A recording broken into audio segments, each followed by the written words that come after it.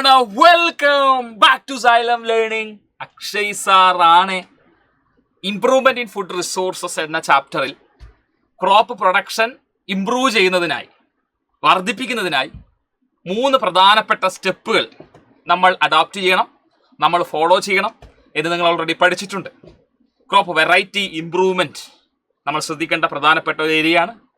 Crop production management വളരെ കൃത്യമായി തന്നെ നമ്മൾ ശ്രദ്ധിക്കേണ്ട മേഖലയാണ്.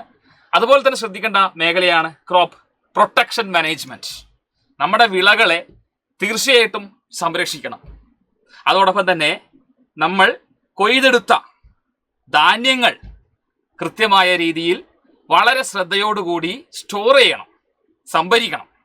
സോ ആ കാര്യങ്ങളൊക്കെ ഉൾക്കൊള്ളിച്ച് പറയുന്ന ഒരു കോണ്ടന്റ് വീഡിയോ ആണ് നിങ്ങൾ ഈ കണ്ടുകൊണ്ടിരിക്കുന്നത്. So in this particular video we will be discussing about crop protection management. മൂന്നാമത്തെ കാര്യമാണ് ക്രോപ്പ് പ്രൊട്ടക്ഷൻ മാനേജ്മെന്റ്. അപ്പോൾ വളരെയധികം ശ്രദ്ധിച്ചിരിക്കണം നിങ്ങൾ എല്ലാവരും. വീഡിയോയുടെ ആദ്യം മുതൽ അവസാനം വരെ വളരെ കൃത്യമായി തന്നെ ഫോക്കസ്ഡ് ആയിട്ട് ശ്രദ്ധിച്ച് ക്ലാസ് കാണണം. വീഡിയോ ഹെൽപ്ഫുൾ ആണെന്ന് തോന്നുകയാണെങ്കിൽ നിങ്ങളുടെ ഫ്രണ്ട്സിലേക്ക് ഷെയർ ചെയ്യാൻ ആരും മടിക്കരുത് എന്ന് പ്രത്യേകം ഓർമ്മിപ്പിച്ചതിന് ശേഷം നമ്മൾ ആരംഭിക്കുന്നു. Crop protection management. ആ പേര് പോലെ തന്നെ വളരെ കൃത്യമായി ശ്രദ്ധിച്ചാൽ മനസ്സിലാവും ക്രോപ്പിനെ പ്രൊട്ടക്റ്റ് ചെയ്യാൻ എന്തൊക്കെ കാര്യങ്ങൾ നമ്മൾ ചെയ്യണം. അതാണ് മെയിൻലി നമ്മൾ ഈ ഒരു കോണ്ടന്റ് വീഡിയോയിലൂടെ ഡിസ്കസ് ചെയ്യാൻ വേണ്ടി പോകുന്നത്. അപ്പോൾ കൃത്യമായി ഓരോ കാര്യങ്ങളിലേക്കും കടക്കാം. എന്താ പറഞ്ഞിരിക്കുന്നത്? Field crops are infested by large number of weeds.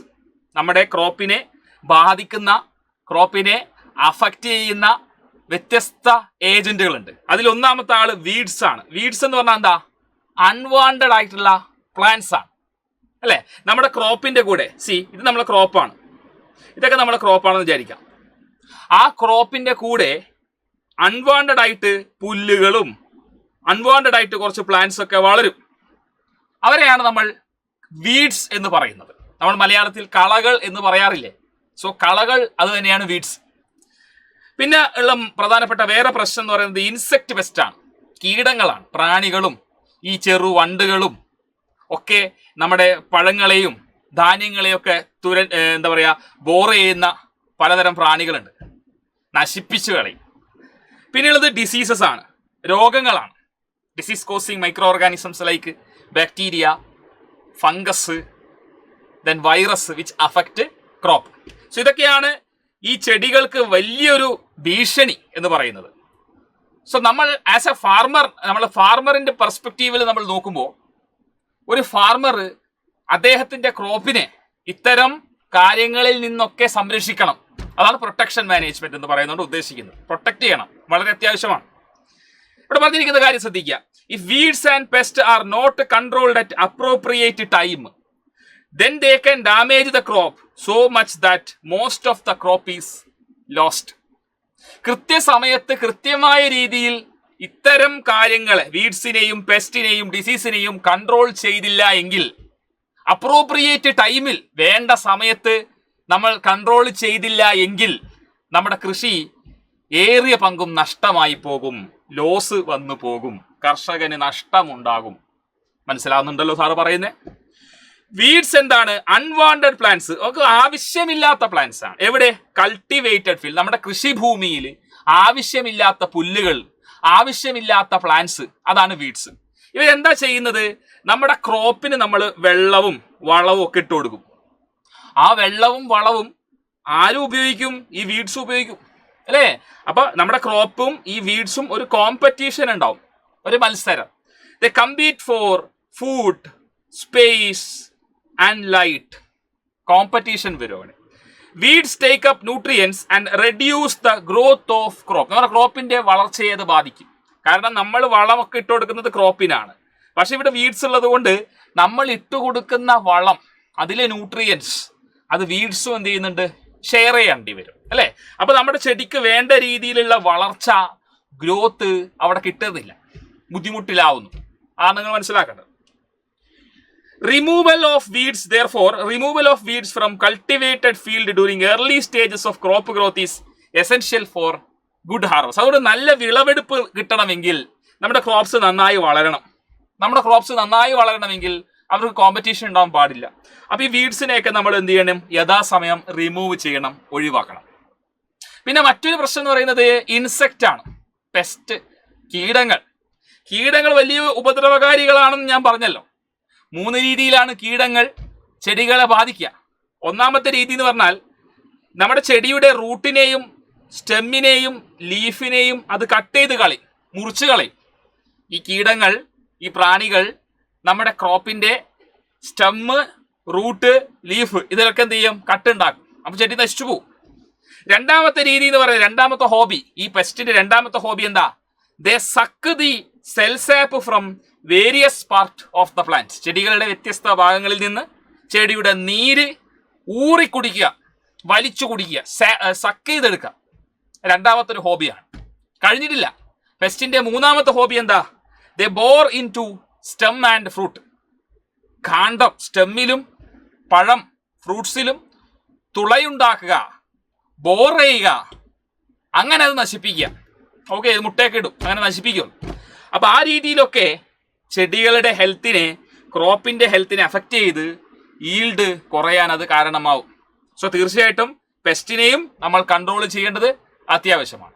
പിന്നെ ഞാൻ പറഞ്ഞു ഡിസീസസ് ചെടികൾക്ക് വരാറുണ്ട്. ഡിസീസ് എന്ന് പറയുമ്പോൾ ബാക്ടീരിയ മൂലം, ഫംഗസ് മൂലം, വൈറസ് മൂലമൊക്കെ രോഗങ്ങൾ ചെടികൾക്ക് വരാറുണ്ട്. ഈ pathogens can be present in these pathogens can be present in and transmitted through soil, water and air. അപ്പോൾ ഈ പാത്തോജൻസ്, ഈ ബാക്ടീരിയ ആയിക്കോട്ടെ, ഫംഗസ്, അതുപോലെ തന്നെ വൈറസ്, ഇവരൊക്കെ എയറിലും വാട്ടറിലും സോയിലും ഒക്കെ പ്രസന്റ് ആവുന്ന തരം ബാക്ടീരിയകളൊക്കെ ഉണ്ട്. അപ്പോൾ ഇത് അതേ മാധ്യമം വഴി, അതേ മീഡിയം വഴി എന്ത് ചെയ്യും? മറ്റു ചെടികളിലേക്ക്, ക്രോപ്പിലേക്ക് സ്പ്രെഡ് ചെയ്യാനുള്ള സാധ്യതയും വളരെ കൂടുതലാണ്. അങ്ങനെയാണെങ്കിൽ ഇത് നമ്മൾ ഒരിക്കലും നമുക്ക് എന്താ പറയുക, ആക്സെപ്റ്റ് ചെയ്യാൻ പറ്റാത്ത കാര്യങ്ങളാണ്. സോ അറ്റ് എനി കോസ്റ്റ് നമ്മളിത് കൺട്രോൾ ചെയ്യണം, നമ്മളെ ക്രോപ്പിനെ പ്രൊട്ടക്ട് ചെയ്യണം. സോ അതിനെന്താ നമ്മൾ ചെയ്യേണ്ടത്? Weeds, insect and disease can be controlled by various methods. We can adopt various methods to protect crop from these weeds, pests and diseases. One of the most commonly used method is use of pesticides. So pesticide എന്നാൽ പെസ്റ്റിനെ കൊല്ലുന്ന chemicals ആണ്. പെസ്റ്റിനൈഡ് അല്ലെ, pesticide എന്ന് പറഞ്ഞാൽ പെസ്റ്റിനെ കൊല്ലുന്ന chemicals. Herbicides ഉണ്ട്, ചെറിയ ചെറിയ ചെടികളെ കൊല്ലുന്ന, ഈ അൺവാണ്ടഡ് ആയിട്ടുള്ള വീഡ്സിനെ കൊല്ലുന്ന വീഡിസൈഡ്സ്, ഹെർബിസൈഡ് പുല്ലുകളെയൊക്കെ നശിപ്പിക്കുന്ന കെമിക്കൽസ് ആണ്. ഇൻസെക്ടിസൈഡ് എന്ന് പറഞ്ഞാൽ ഇൻസെക്റ്റുകളെ കൊല്ലുന്ന കെമിക്കൽസ് ആണ്. ഫംഗിസൈഡ് എന്ന് പറഞ്ഞാൽ ഫംഗസുകളെ കൊല്ലുന്ന, പൂപ്പലുകളെ കൊല്ലുന്ന കെമിക്കൽസ് ആണ്. So we can use chemical like pesticide, herbicide, pesticide, insecticide, fungicide etcetera.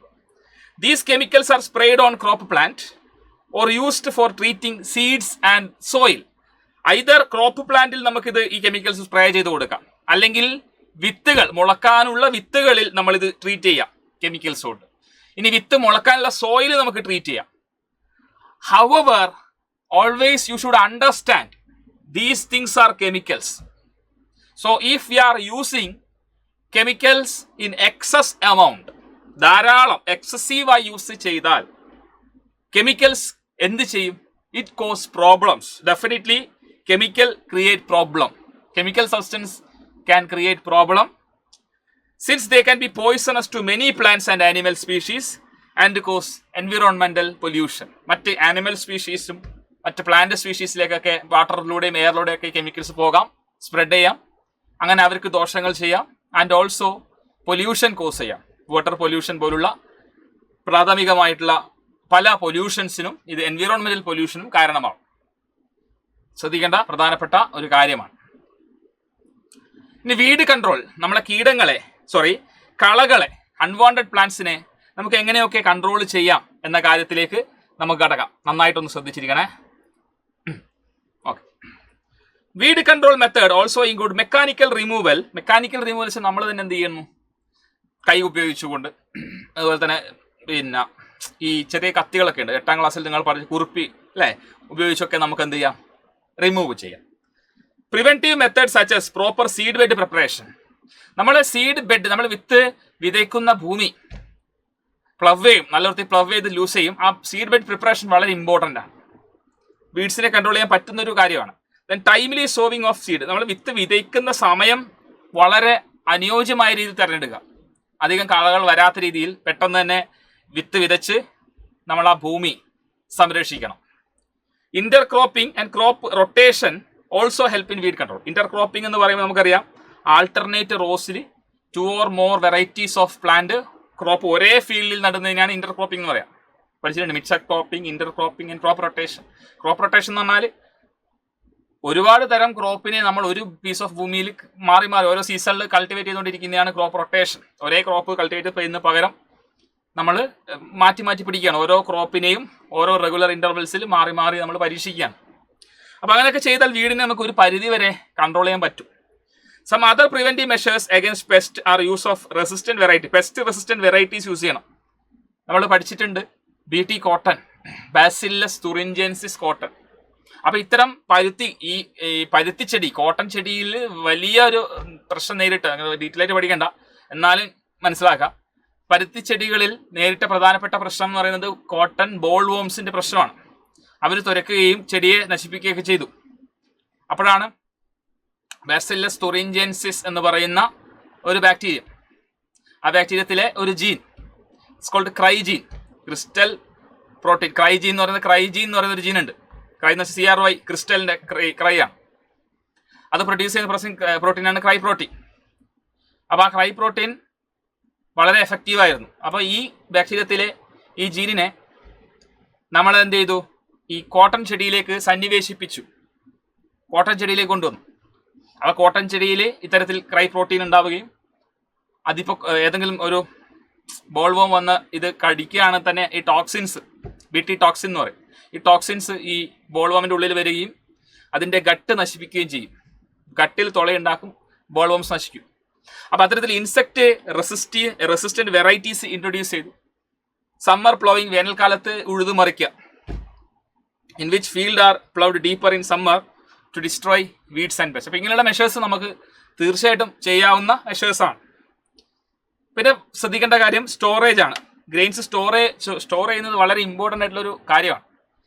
Storage losses in agriculture produce can be very high. Agriculture produce എന്നാൽ നമ്മൾ കൾട്ടിവേറ്റ് ചെയ്തിരിക്കുന്ന ഗ്രെയിൻസ് ആണ്. ഇപ്പം നെല്ലാണ്.